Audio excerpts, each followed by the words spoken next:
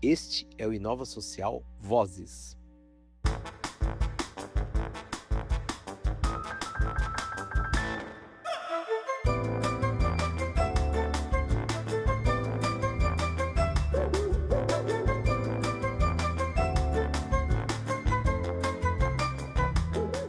Este é o Inova Social Vozes, a série especial do nosso podcast, direto do Summit Aliança Empreendedora há 20 anos.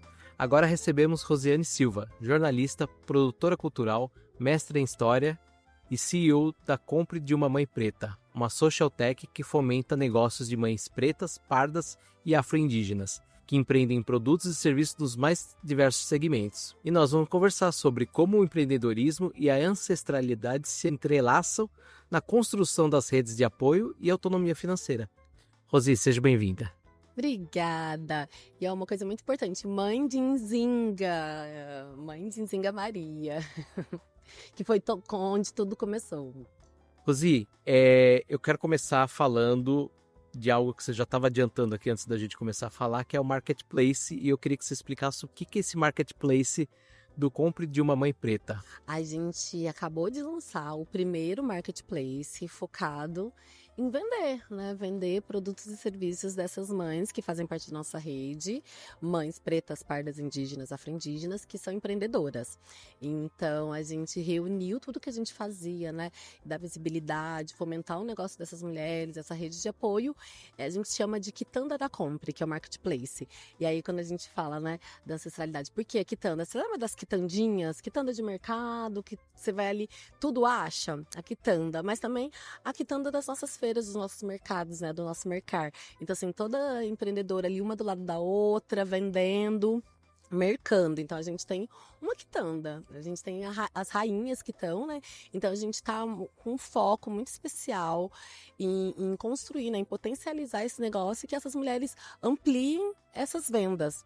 Falando do projeto em si, né, do Compre de uma Mãe Preta, ele nasceu em 2020 como uma resposta à invisibilidade e à falta de oportunidade das mães negras, empreendedoras, vale dizer, né?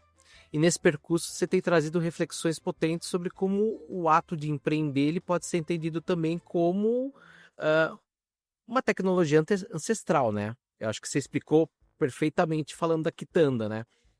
Eu queria que você compartilhasse com a gente um pouquinho como que esse conceito se manifesta na trajetória do projeto e o que ele representa para você e para as mulheres que caminham do seu lado. É isso. A Compre nasceu em 2020, num momento muito difícil, né, que a gente estava em pandemia, né, e também depois do assassinato do George Floyd. Então, a gente teve Black Lives Matter, né, então a gente teve um potencial e a gente pensou como que da nossa dor, né, eu e a minha sócia, Tuane, a gente estava com crianças, né? A Nzinga e a Betânia, e como que a gente potencializa essa dor? E a Compre nasceu movimentando esses negócios. Só que, né, pensando em toda a nossa construção, também religiosa, mas também de religiosidade, mas também que se conecta à cultura negra, à cultura afrodiaspórica, né, pensando nessa diáspora, pensando em como a gente se reconecta com histórias, né, de ancestralidade dos nossos antepassados, né, a gente começou a costurar, né, essas pontes.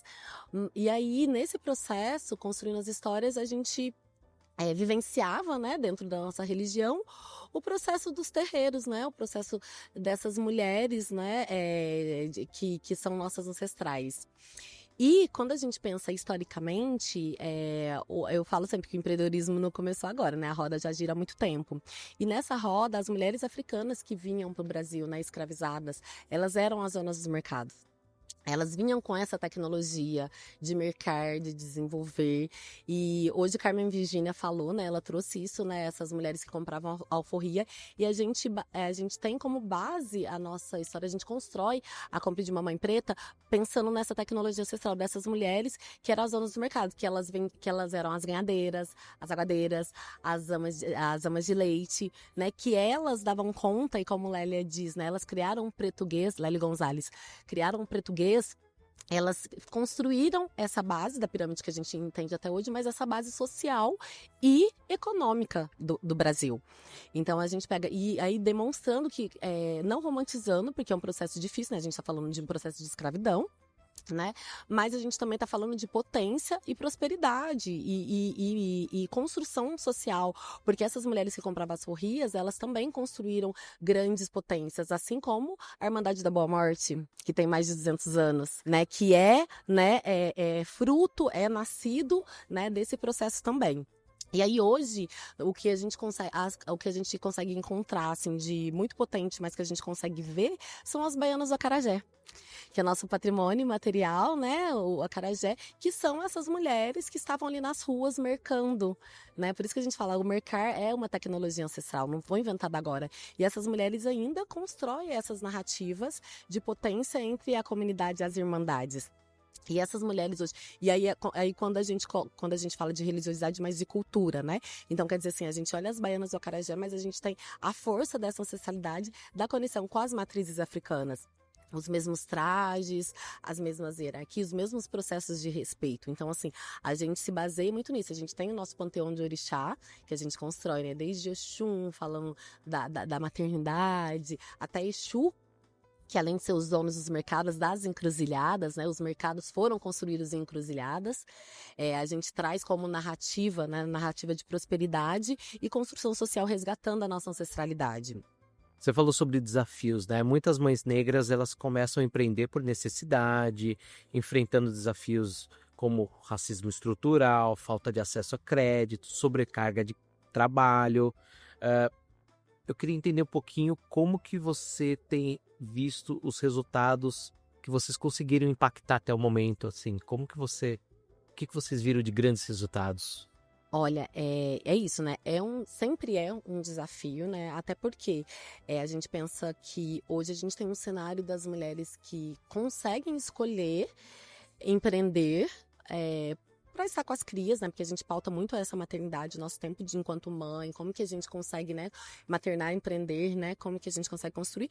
Mas a gente entende, né, que o empreender para a população preta é sobrevivência e subsistência. Então, hoje a gente pensa no que, por exemplo, a Aliança constrói, no que a gente constrói em poder público político, né? Essas oportunidades e esses acessos. Hoje eu entendo que, principalmente pós-pandemia, né, que a gente teve que mudar uma chavinha, assim, né, da tecnologia, né, de estar online.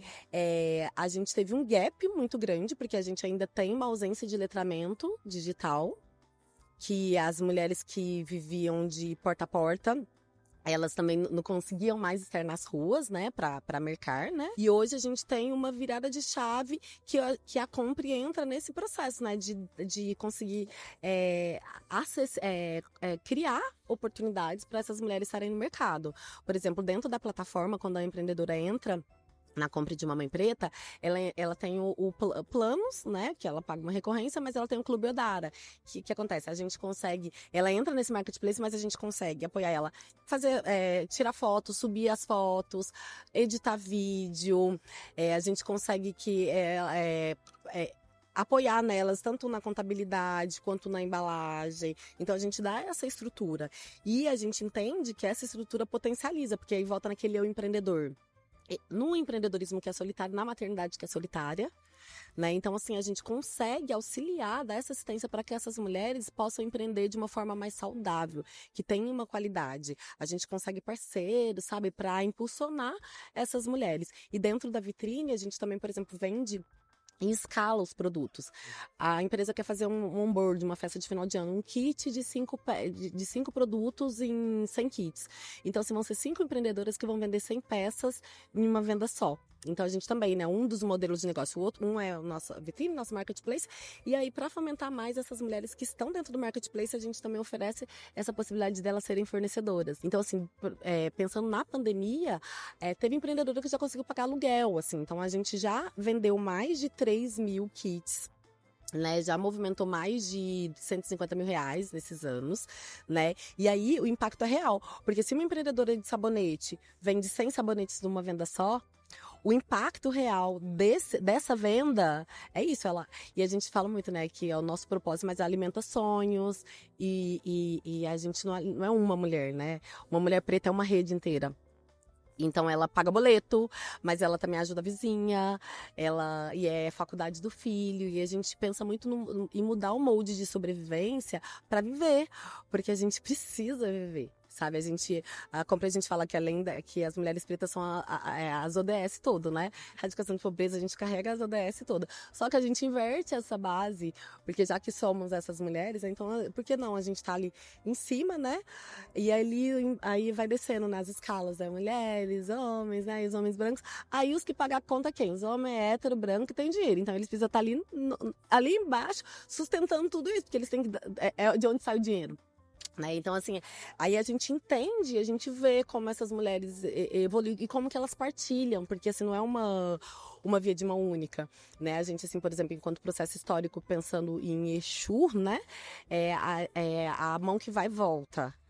A gente dá, mas a gente recebe. Então, a gente tem um setor. Então, a gente é uma coisa cíclica, né? Esse movimento de Ubuntu, essa gira, né? Dessas mulheres pretas, dessa construção, né, econômica, racial e materna, né, de maternagem, é uma gira, é uma roda constante. Então os benefícios vêm e voltam, assim, sabe? Mas o maior, eu acho que é isso, assim, a gente conseguir ter uma visibilidade e olhar, pensar que as nossas crias podem crescer saudáveis e viver.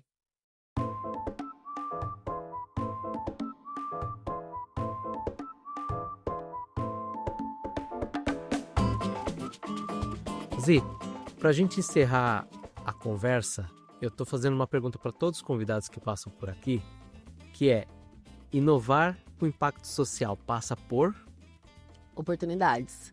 Porque se a gente quanto pessoas pretas, a gente não tem privilégio, a gente tem oportunidades. E a Compre cria oportunidades. E se as pessoas, assim, os pares, né, nossas pessoas aliadas, pessoas brancas, pessoas não negras, se elas não olharem para essas oportunidades como um divisor e um construtor de equidade, então eu acho que a gente não avança. Né? Então a gente precisa essas oportunidades, essas parcerias, tanto com poder público, poder privado, né? Movimentar essas leis, essas políticas públicas, criando oportunidades para que mais mulheres, mais pessoas em condição vulnerável politicamente, socialmente, assim, né? Mas em grandes números possam estar, né? Em vários lugares, não só estar, mas consumir e serem, né? Investidas, né? Bom, bora investir para criar oportunidades. Então, eu acho que oportunidade e ancestralidade. Rosi, muito obrigado pela conversa. E o ouvinte, a gente se vê no próximo episódio. Até logo. Até!